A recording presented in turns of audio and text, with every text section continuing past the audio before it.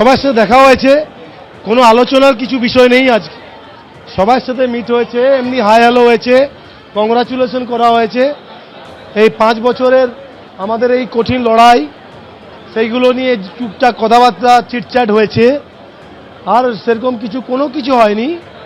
তো আপনারা নির্ভয় থাকুন। নতুন বিধায়কদের তৈরি করার ক্ষেত্রে অভিজ্ঞ বিধায়ক অশোক দিনদার বিশেষ ভূমিকা থাকে। অশোক দিনদা সবসময় একই, সবার সাথে এক, নতুন পুরনো কিছু মানে না।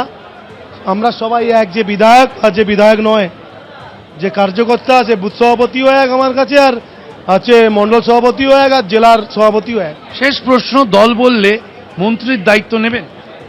পার্টি ঠিক করবে কে কাকে কি দেবে, সেটা পার্টির উপর ছেড়ে দেওয়া ভালো। পশ্চিমবঙ্গে গেরুয়া ঝড়ের পর এবার নবান্নের ভেতরে জয় শ্রীরাম ও ভারত মাতা কি জয় স্লোগান।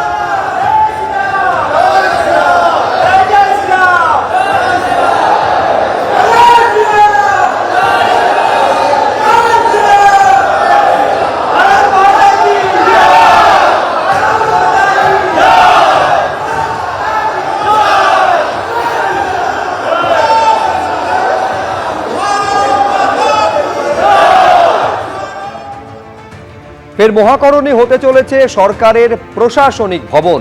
মহাকরণ নিয়ে পিডব্লিউডির বিশেষ পরিকল্পনা রয়েছে। বর্তমানে মহাকরণের কোন জায়গা থেকে সরকার চালানো যায়, কোন জায়গায় বসতে পারেন মুখ্যমন্ত্রী সহ অন্যান্য মন্ত্রীরা, তা নিয়ে একটি বিকল্প পরিকল্পনা তৈরি করেছে পিডব্লিউডি বলে সূত্র মারফত জানা যাচ্ছে।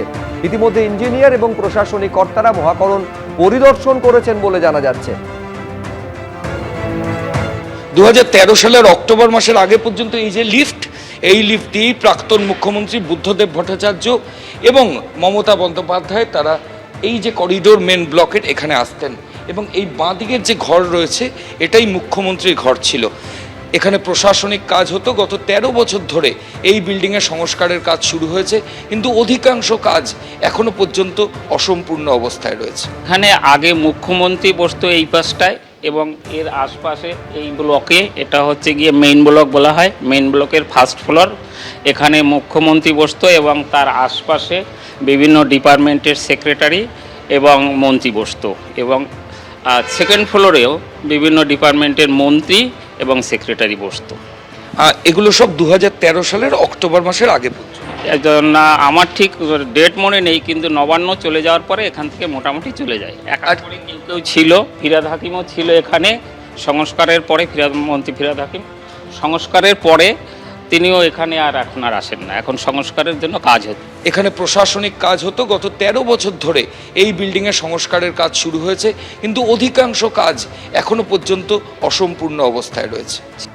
এবিপি আনন্দ, এগিয়ে থাকে, এগিয়ে রাখে।